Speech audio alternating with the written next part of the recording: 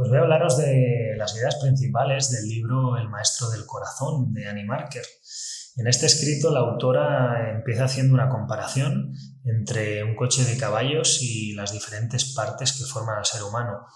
Compara al carruaje con el cuerpo físico, a los caballos con las emociones, al conductor con la mente y finalmente al dueño de todo el carruaje con lo que ella denomina el maestro del corazón. Aunque habla de partes, es importante entender que el ser humano es un todo indivisible y estas partes interaccionan entre sí, por tanto realmente no se pueden entender por separado, simplemente lo hace para facilitar la comprensión. A continuación nos habla de los 3 circuitos.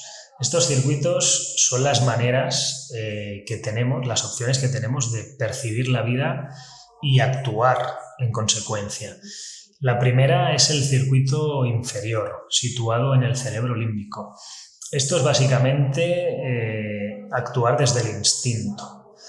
Actuar desde el instinto significa no razonar, sino que a partir de un estímulo reacciono. Se ve muy claro en la prehistoria. En la prehistoria esto básicamente salvó la supervivencia del ser humano. El ser humano veía una fiera y corría para salvar su vida. No había aquí una razón, simplemente había una reacción. Esto tuvo un sentido en la prehistoria. Hoy en día sigue teniendo su espacio, pero evidentemente nuestra forma de vida ha cambiado. Y ahora actuar desde el instinto no se ve tan claro como la prehistoria, porque hoy en día no tenemos que huir delante de una fiera, pero sin embargo sí que actuamos muchas veces desde el instinto, ¿no? Y esto es hacerlo desde el circuito inferior. Es una forma mediocre de vivir. Lo podemos ver, por ejemplo, mediante lo que la autora denomina las 3 P's.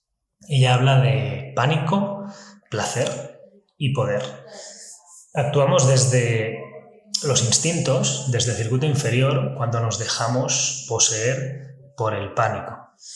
El pánico, por ejemplo, es ese estrés desbordante en el que vive la mayor parte de la sociedad a diario y que provoca pues que nos atiborremos a medicamentos para sobrellevar el día a día.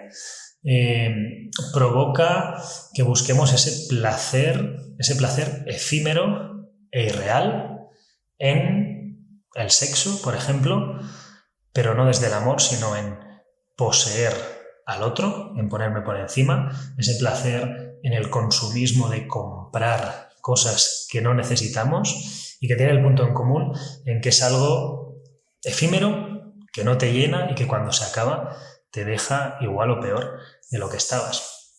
Y también en el poder. En el poder es ese ansia de colocarnos en un eslabón por encima de otro.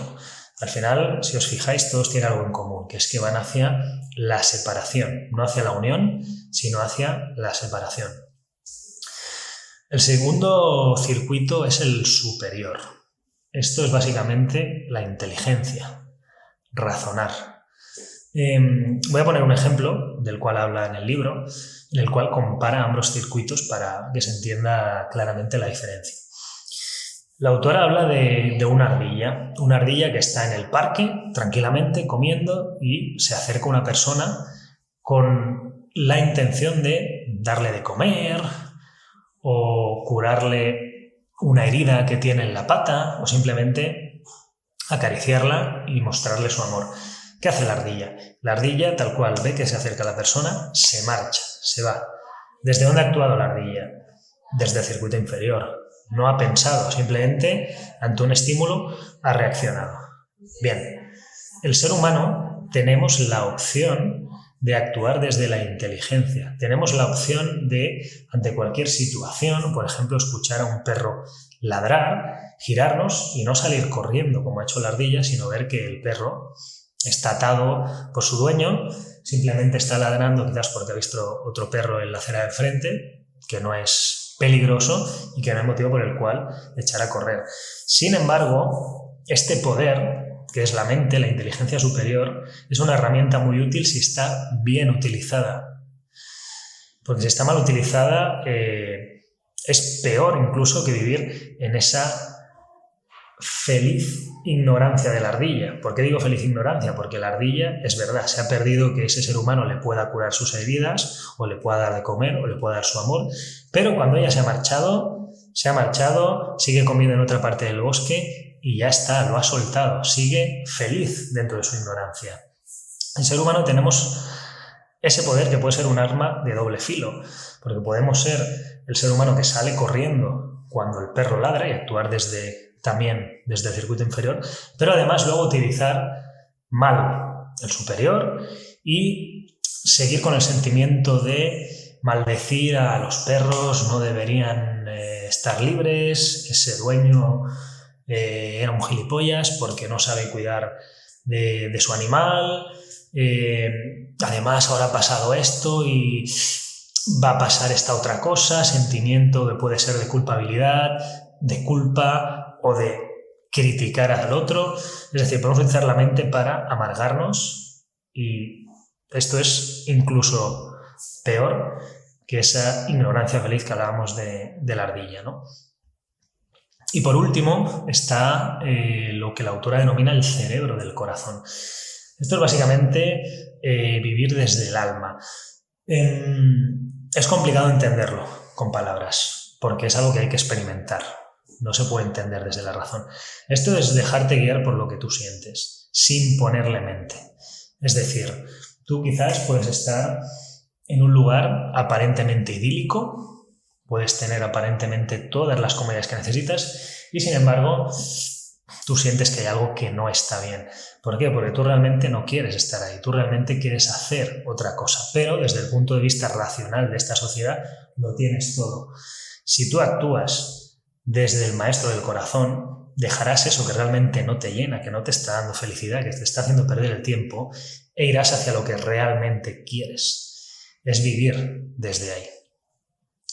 En la última parte del libro, la autora te da básicamente herramientas para vivir desde ahí y también algunos consejos, como por ejemplo, el principal, asumir tu responsabilidad. ¿Qué significa esto? Pues significa que cuando algo te molesta, por ejemplo, que una persona te haya llamado algún insulto que te haya molestado, si eso realmente te hiere y tú cargas con ello y ha pasado horas, han pasado días y sigues maldiciendo a esa persona porque me ha dicho no sé qué y tal, tienes que empezar por ser maduro y asumir tu propia responsabilidad. No juzgar a esa persona, eso no te va a ayudar, sino simplemente por qué te molesta tanto que te haya dicho eso en concreto. ¿Qué hay detrás de ahí? Sincérate contigo mismo. ¿Realmente quizás piensas que tiene un punto de razón o simplemente hay algo ahí que te mueve porque tienes la sensación de arrastrar desde hace mucho tiempo? Indaga en eso. Eso te permitirá crecer. Si simplemente te quedas con culpar al otro, vas a estar atascado. Nunca vas a poder salir de ese bucle. Y por último, te aconseja cómo vivir desde ahí. Cómo vivir desde ahí en cuanto a... Y pone un ejemplo en relación a lo que decía antes de que quedarse en las palabras no es suficiente, ¿no? Habla de comerse una naranja. Si tú le quieres explicar a alguien que nunca se ha comido una naranja, a qué sabe una naranja, cómo huele, qué tacto tiene, se lo puedes explicar lo mejor que sepas, lo puedes escenificar, pero si esa persona nunca se ha comido la naranja, no lo va a poder saber, va a poder hacerse una idea, pero esa idea no es real, es la idea que esa persona se hace a partir de las experiencias que ha tenido en relación con las palabras que tú comentas. Pero hay que comerse la naranja, realmente para ir desde ahí hay que comerse la naranja. Así que nada, voy a acabar este pequeño resumen del libro animándoos a que os comáis esa naranja y veáis que os puede aportar este libro.